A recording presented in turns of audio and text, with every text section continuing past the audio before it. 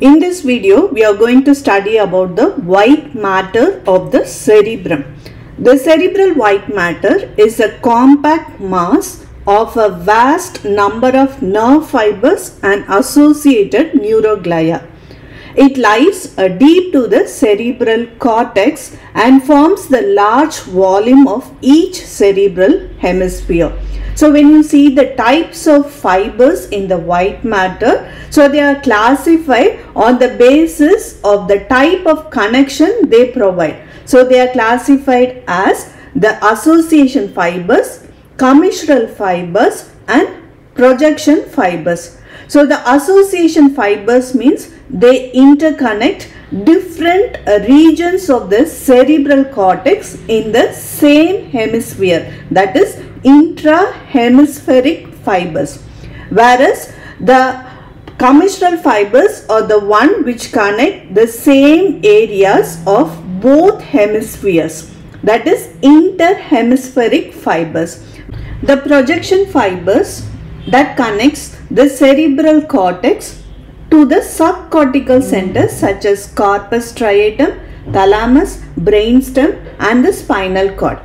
So in this diagram you can see these are the association fibers. So this is present within one hemisphere. So intrahemispheric fibers which connects two different areas of this each cerebral hemisphere. So intrahemispheric fibers. So this is commissural fibers, so which connects both hemispheres. So this is interhemispheric fibers, whereas this is the projection fibers where the cerebrum is connected to the subcortical areas like brainstem, spinal cord.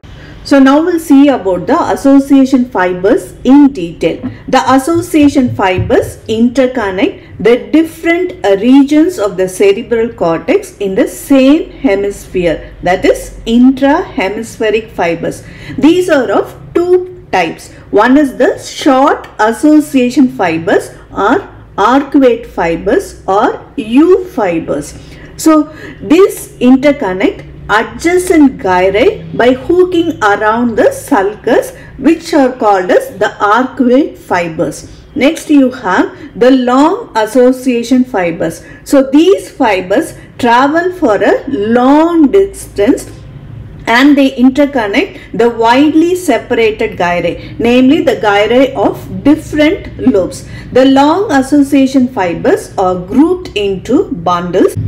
Now we'll see the examples of the bundles of long association fibers. So first is the uncinate fasciculus. So this connects the motor speech area and the orbital cortex of the frontal lobe with the cortex of the temporal pole by hooking around the stem of the lateral sulcus. It is narrow in the middle and it is fanned out at both ends. Next we'll see about the cingulum. It is also called as a limbic association bundle. It is a thick bundle of fibers occupying the cingulate and the parahippocampal gyri, and it extends from the paraterminal gyrus to the uncus, forming almost a circle-like girdle. Next is the superior longitudinal bundle. The superior longitudinal bundle is the longest association bundle which connects the frontal lobe to the occipital and the temporal lobes. Next you have the inferior longitudinal bundle. The inferior longitudinal bundle connects the visual association area of the occipital lobe to the temporal lobe. Next we'll see about the fronto-occipital bundle.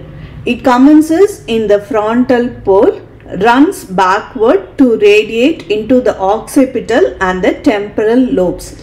The fronto-occipital bundle, they pursue a similar course to that of the superior longitudinal fasciculus. However, this lies deep to the superior longitudinal bundle and both are separated by the fibers of the corona radiata.